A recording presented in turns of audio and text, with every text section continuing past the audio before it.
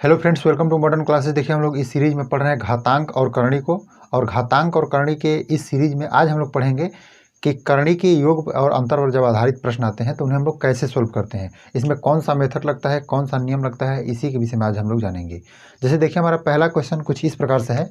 जैसे देखिए पहला क्वेश्चन ऐसे बताया जा रहा है कि 5√2 है और उसके बाद बताया जा रहा है कि +3√2 है, ऐसे करके बताया जा रहा है। और हमसे कह रहा है कि आप इन्हें मतलब जोड़िए या घटाइए, यानी जो जोड़ का चिन्ह है या घटाव का चिन्ह है जो भी है उसको आप कीजिए।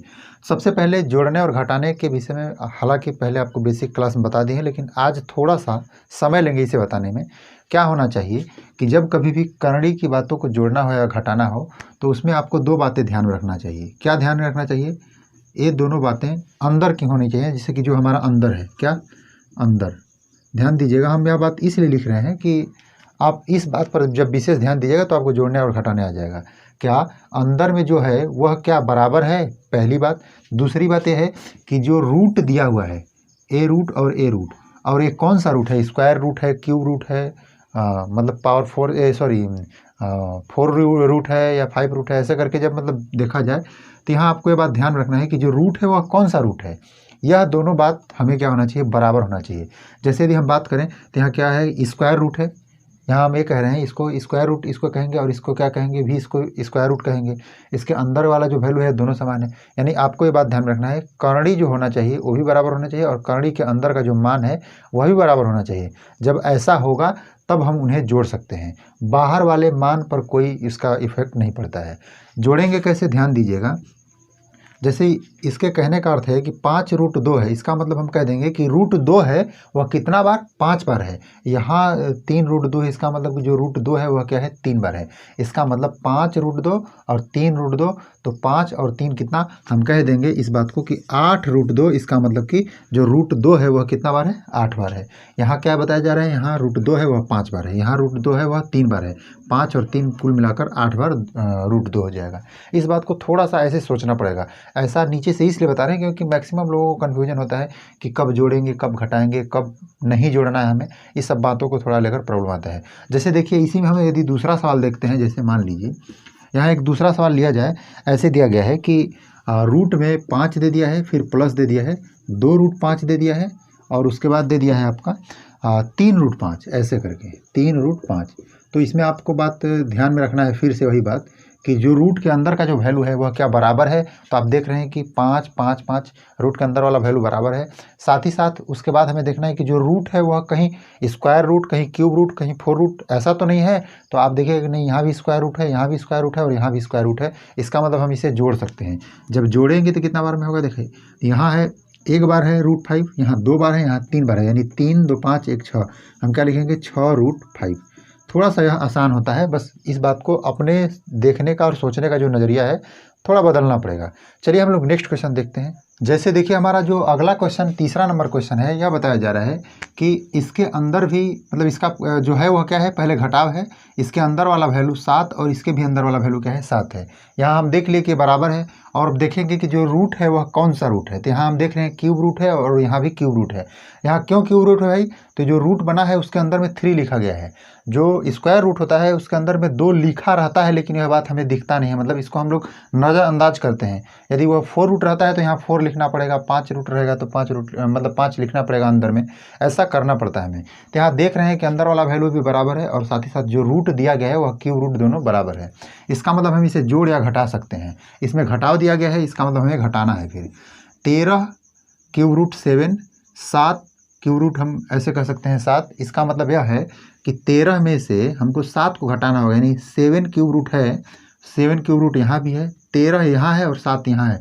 जब घटाएंगे तो 6 बचेगा। अब अंदर वाला जो वैल्यू होगा जस का तस वैसे ही लिख देंगे, यानी क्यूब रूट 7। यह आसान होगा। यानी कहने का सिर्फ मतलब यहाँ है कि घटाना या जोड़ना बाहर में होता है, लेकिन होने के लिए यह कंडीशन होना चाहिए कि अंदर वाला वैल्यू बराबर, साथ ही साथ दोनों रूट बराबर होने चाहिए। और उसके बाद देखिए यदि हम आगे वाला क्वेश्चन के विषय में सोचते हैं तो यहाँ देखिए यह भी स्क्वायर रूट है और यह भी स्क्वायर रूट है और दोनों जो अंदर दिया गया है वह क्या है, 19 है। इसका मतलब स्क्वायर रूट और 19 दोनों बराबर है। तो इस प्रकार से हम कह सकते हैं कि यहाँ हमें घटाया जा सकता है। तो 7 में से 5 घटाएंगे तो क्या, 2, और जो भी पीछे बचा हुआ है √19। क्लियर है। चलिए हम लोग नेक्स्ट देखते हैं। देखिए जब इसमें थोड़ा सा परिवर्तन होता है तो अपने दिमाग को घुमा के लगा के किसी भी तरह से हमें अंदर वाले वैल्यू और रूट के वैल्यू को बराबर करना पड़ता है। जैसे देखिए हमारा 5वां नंबर को जो क्वेश्चन है यह बताया जा रहा है रूट में 50, रूट में 98 और रूट में 72, और हमें पता नहीं चल रहा है। देखिए इसमें रूट का वैल्यू तो हम देख रहे हैं कि रूट हर जगह बराबर है, लेकिन रूट के अंदर वाला वैल्यू जो है वह अलग अलग है। तो हम पहले बराबर करने का प्रयास करेंगे, यदि हो जाता है तो जोड़ेंगे घटाएंगे, नहीं होगा तो नहीं जोड़ेंगे घटाएंगे। कैसे देखिए इसको बराबर करते हैं, थोड़ा सा आप अपना दिमाग लगाइएगा। तो क्या 50 को हम ऐसे लिख सकते हैं 25 गुणे 2, ऐसे लिखते हैं क्या 25 गुणे 2, ऐसा हो सकता है। अब यदि हम इस 98 की बात करें तो 98 को क्या हम ऐसे लिख सकते हैं, ऐसे लिख देंगे क्या कि 14 7 98, यानी कि ऐसे 49 गुणे 2 ऐसे करके लिख देंगे। आप अपने को दिमाग में लगाना है कि हमें अंदर वाले वैल्यू को किसी तरह से बराबर करना होगा। यदि 72 की बात करें हम तो 72 में हम ऐसा कर सकते हैं क्या कि 36 दूना 72, ऐसे 36 गुणे 2। अब यहाँ आप देखिएगा कि जो 25 है उसका वर्गमूल निकाला जा सकता है, और उसका वर्गमूल क्या होता है 5 होता है। तो हम ऐसा कहेंगे इसका वैल्यू 5 रूट 2 लिख सकते हैं क्या। फिर इसको यदि हम लिखें तो 7 रूट 2 लिख सकते हैं क्या। फिर यदि इसको लिखें तो 6 रूट 2 लिख सकते हैं क्या। कैसे, देखिए यहाँ 49 का वर्गमूल 7 और 36 का वर्गमूल 6। अब हम देखिए यहाँ दिखा पा रहे हैं आपको कि यहाँ जो रूट है वह तो सारा सेम है, और उसके अंदर का जो वैल्यू है वह भी सेम आ गया है। इसका मतलब हम जोड़ सकते हैं इसको। देखिए सारा जोड़ना ही है, तो 5 7 12 अच्छा 18, यानी 18 रूट क्या हो जाएगा 2 हो जाएगा। समझ पा रहे हैं, बहुत ही आसान सिंपल भाषा में समझा रहे हैं। आगे जो देखिए हमारा अगला इसमें जो क्वेश्चन बताया गया है इसके विषय में हम लोग समझते हैं। देखिए यहाँ 75 है, यहाँ 108 है, और वहाँ क्या है 147 है। तो हम ऐसा कर ले रहे हैं कि इसको क्या हम ऐसे लिख सकते हैं क्या 25 गुणे 3, 25 गुणे 3। आप सोच रहे हैं सर इसको याद करके आए हैं क्या। याद करने की बात नहीं है। देखिए आपको यहाँ ध्यान में देना होगा कि हम इसको बराबर करने चले हैं तो इसका मतलब अंदर में कुछ पार्ट को रोकना है, बाकी सारे पार्ट को क्या करना है, हमें बाहर निकालना है। तो जब बाहर निकालने की बात आती है तो कुछ वैसे ही अंक को हम यहाँ चुनेंगे अपने दिमाग में जिसका कि वर्गमूल निकाला जा सके। तो हम देख रहे हैं इसके मल्टीपल में 25 ही है जिसका कि वर्गमूल, इसके मल्टीपल में नहीं सॉरी, इसके गुणनखंड में 25 ही हमें दिख रहा है कि जिसे हम क्या करते हैं उसको बाहर निकाल सकते हैं, यानी कि उसका वर्गमूल निकाल सकते हैं। यदि हम इसकी बात करें तो ऐसा देख पा रहे हैं हम कि जब यहाँ 3 आ गया तो आप आशा कर सकते हैं कि अगला वाला भी जो आएगा वो क्या आएगा 3 ही आएगा। तो 3 से कीजिएगा तो कितना आएगा 3 3 के 9, और यहाँ से 3 6 18, यानी कि 36 गुणे 3 हो सकता है क्या 36 गुणे 3। अब देखिए उसके बाद यदि हम उसके विषय में बात करें तो वहाँ भी हमारा दिमाग थोड़ा सा दौड़ रहा है कि वहाँ भी 3 अंदर रहने वाला है। तो 3 से क्या हो सकता है 3 चौके 12, यहाँ से 2 3 9 27, यानी हम ऐसा कर देंगे 4 और 49 गुणे ऐसे करके 3, 49 यहाँ कर लीजिए, 50 यहाँ 150 होता है, उसमें से 3 कम 147 हो जाएगा। अपने दिमाग से लगा सकते हैं। अब यहाँ देखिए इसका वर्गमूल निकालिए तो 5 रूट क्या हो जाएगा 3 हो जाएगा। इसको यदि वर्गमूल में निकालिएगा तो 6 रूट क्या हो जाएगा 3 हो जाएगा। यदि इसका वर्गमूल निकालिएगा तो क्या हो जाएगा 7 रूट 3 हो जाएगा। यहाँ ध्यान दीजिएगा, यहाँ दिया है माइनस, यहाँ देखिए प्लस दिया है, यहाँ माइनस दिया है, तो इन दोनों को जोड़कर और उसको क्या कर देंगे घटा देंगे। 6 5 कितना होता है 11। इसका मतलब हम लिखना चाहें तो 11 रूट 3 में से 7 रूट 3 को घटाएंगे तो 4 रूट 3 बच जाएगा। यदि आप नहीं लिखना चाहते उस तरह से तो धीरे से आराम से लिखिए 11 रूट, यानी 6 5 11 रूट 3 माइनस 7 रूट 3। हालांकि हमें लिखना नहीं चाहिए, इसको घटाएंगे तो क्या होगा 4 रूट 3 हो जाएगा, और इस प्रकार से हमारा आंसर बनेगा। आशा करते हैं कि इस बात को आप समझ रहे होंगे कि जब हमारे करणी के अंदर में जो वैल्यू होता है वो भिन्न भिन्न आ जाएगा तो उसमें हम क्या अपना अप्रोच लगा सकते हैं।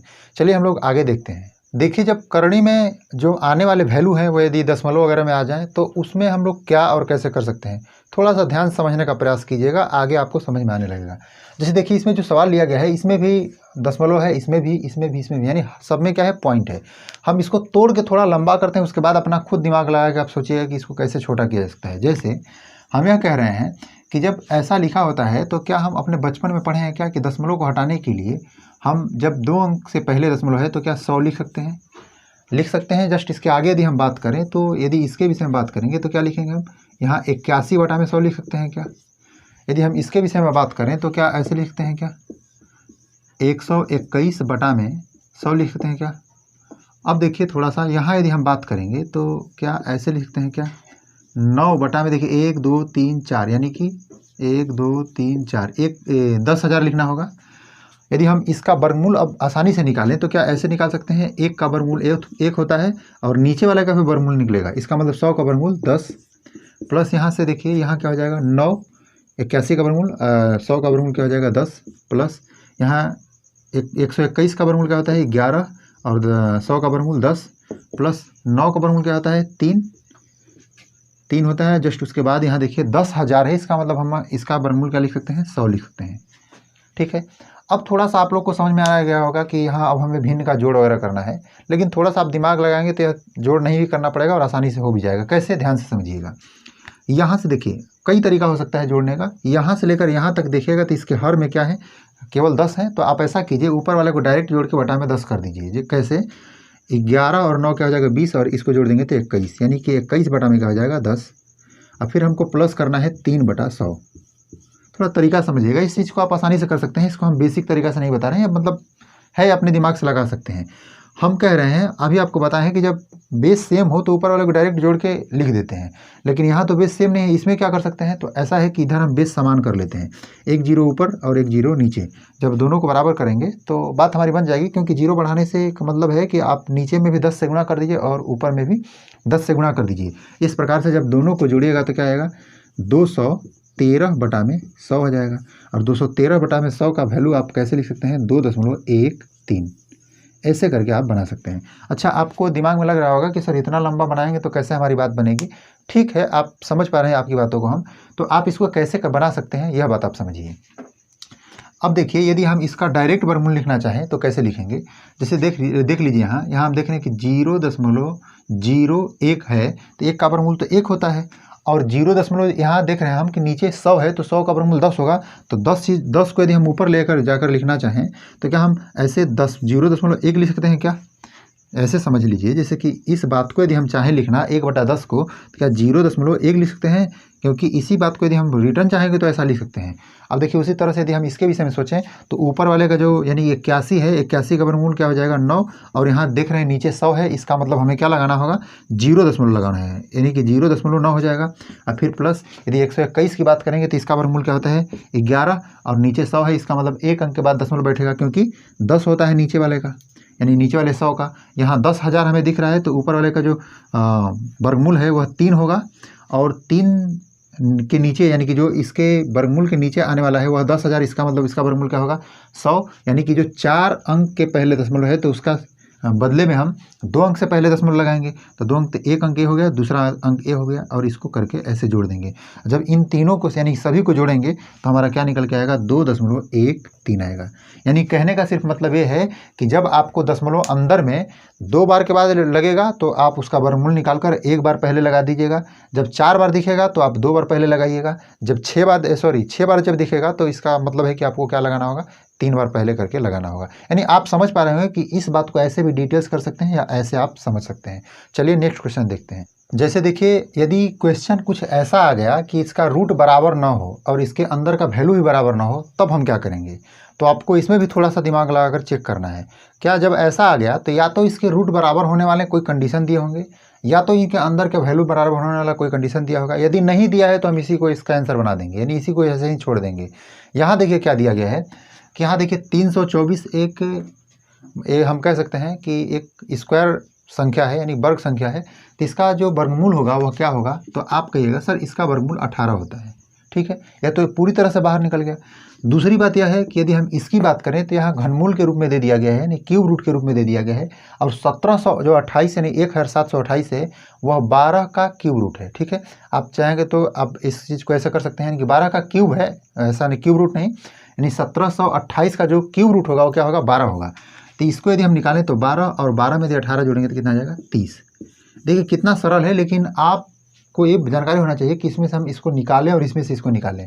यदि आप इस तरह से बिना निकाले इसको सोच रहे हैं जोड़ने के लिए तो कहीं ना कहीं आपका टाइम इन्वेस्ट होगा और साथ ही साथ यह बनेगा भी नहीं। चलिए हम लोग नेक्स्ट क्वेश्चन देखते हैं। मान लीजिए कि कभी कभी जो रूट आता है उसके अंदर वाला जो वैल्यू आता है वो ऊपर में भी दशमलव और नीचे में भी दशमलव आ जाए, तब उसके लिए हम क्या करेंगे।